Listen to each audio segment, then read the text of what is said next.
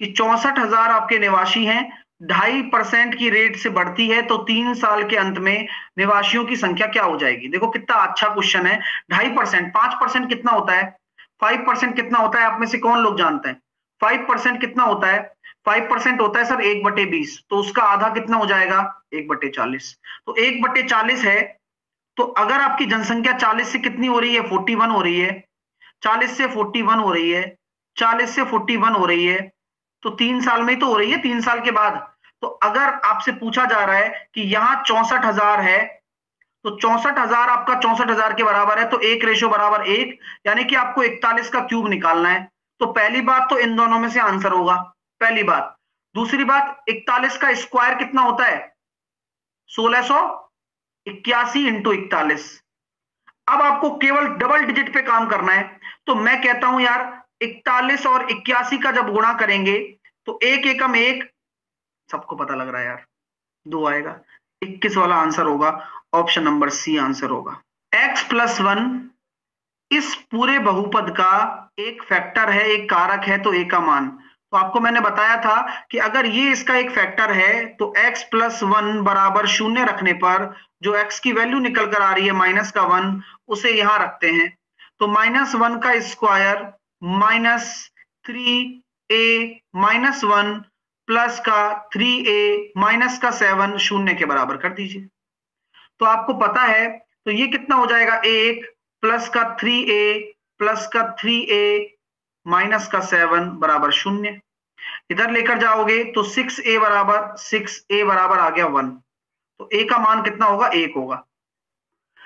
ठोस गोलों की संख्या जिनका आपको डायमीटर दे रखा है, उन्हें 45 सेंटीमीटर ऊंचाई व 4 सेंटीमीटर के ठोस सिलेंडर में बदला जाता है। कौन सा कॉन्सेप्ट इसमें लगने वाला है? पढ़कर बताइए। सर इसमें लगेगा वॉल्यूम ट्रांसफॉर्मेशन, या फिर बोल सकते हैं वॉल्यूम कन्वर्जन। एक चीज से दूसरी चीज बनानी है। तो आपको पता है गोले का आयतन कितना होता है? 4/3 पाए r³। रेडियस आपकी 6 है, व्यास आपका 6 है, तो रेडियस हो जाएगी 3। और आपके बेलन का आयतन कितना हो जाएगा? पाए 2 आपका डायमीटर, 4 आपका डायमीटर, 2 आपकी रेडियस हो जाएगी, और हाइट है 45। तो आपको क्या करना है? तो गोलों की संख्या निकालनी है, कितने गोले बनेंगे। तो पाई से पाई कट गया, आपके सामने 3 से 3 कट गया, 9 से काट दिया मैंने ये 5 बार, और 2 दूनी 4 से काट दिया 4 बार। तो n बराबर कितना आ रहा है? 5। तो आपके कितने गोले बनने वाले हैं? 5 गोले बनने वाले हैं। कितना प्यारा प्रश्न है। सम तो मैंने ले लिया 2 और 4, उनका स्क्वायर किया, 4 का स्क्वायर और 2 का स्क्वायर, तो कितना आ रहा है? 16 - 4 12। मैंने ले लिया कितना? 4 और 6, तो 6 का स्क्वायर और 4 का स्क्वायर 20। यार हर कोई 3 से तो ये भी जा रहा था, लेकिन 4 से तो दोनों जा रहे हैं। 6 से ये नहीं जा रहा, 7 से नहीं जा रहा, तो 4 आपका राइट आंसर होगा। और भी भरोसा नहीं होता है तो आपको बता देता हूं, ले लो। जैसे कि मैंने ले लिया 6 और 8, तो 8 2 64 और माइनस 6 36। तो यहां से भी आप देखोगे तो आपका डिविजिबल जाएगा, 28 जो है आपका 4 से डिविजिबल जाएगा। तो आप ये मत कह देना कि सर 7 से भी तो हो रहा है, 3 से भी तो हो रहा है, 6 से भी तो हो रहा है। ये तो टेम्परेरी है। आपसे बोला है हमेशा किससे डिविजिबल होगा, तो इन तीनों में ऐसी कौन सी चीज है जो तीनों में कॉमन है? 4। ऑलवेज की बात है। जा रहा है कि एक रोम्बस है। अब रोम्बस एबीसीडी में मैंने एक रोम्बस बना दिया, तो ये एबीसीडी आपका एक रोम्बस है, जिसमें आपसे बोला गया है C A B, C A B, okay, C A B, C A, अरे यार, और ए सी बी। हमसे कोई मिस्टेक होएगा बाका। आइए,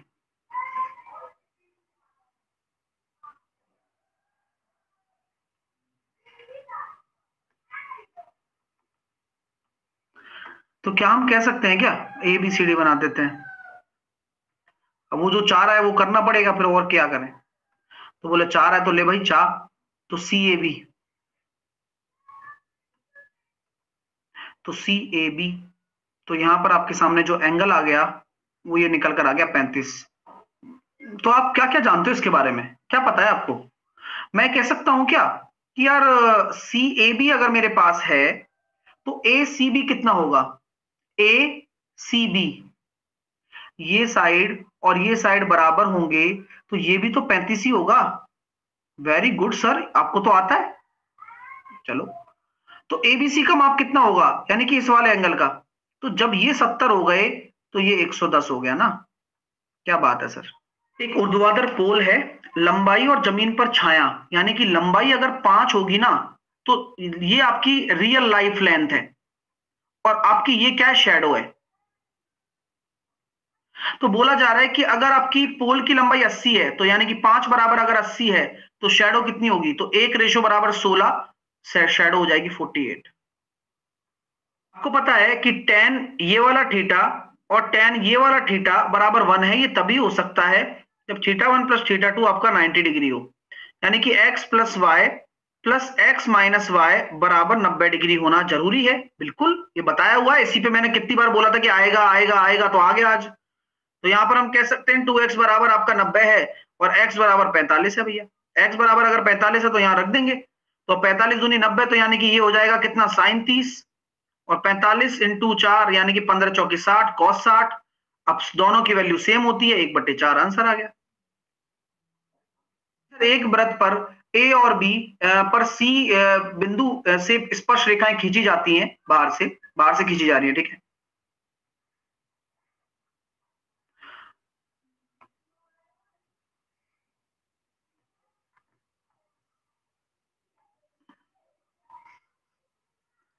लास्ट में हम डिस्कस करेंगे, ठीक है, इस बारे में।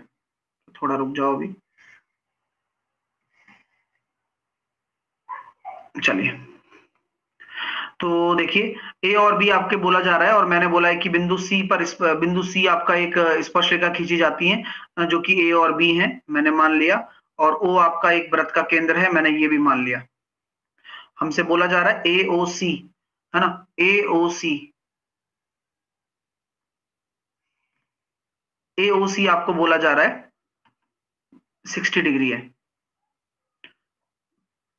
तो आपसे बोला एसीबी बताइए, यानी कि आपको ये पूरा एंगल बताना है। देखो, हालांकि आपको कितना आपको पता है, आप भी जानते हो कि यार एओसी आपका 60 डिग्री है और ये आपका 90 डिग्री है, तो ये कितना हो जाएगा, 30 हो जाएगा। और जानकर के काफी अच्छा लगने वाला है आप लोगों को कि यार ये एंगल बाइसेक्टर होता है, यानी कि ये भी 30 हो जाएगा। तो 30 और 30 कितना होना है, 60। 60 आपके सैनिक हैं। एक सेना के पास 28 दिनों के लिए पर्याप्त भोजन है। 7 दिन बाद कुछ सैनिक और शामिल हो जाते हैं और भोजन शुरुआत से कुल 16 दिन तक चलता है। अच्छा, तो सेना के अतिरिक्त कितने लोग थे, तो देखो 60 लोगों का 28 दिन का खाना है। 7 दिन तक तो 60 लोगों ने बढ़िया तरीके से खाया।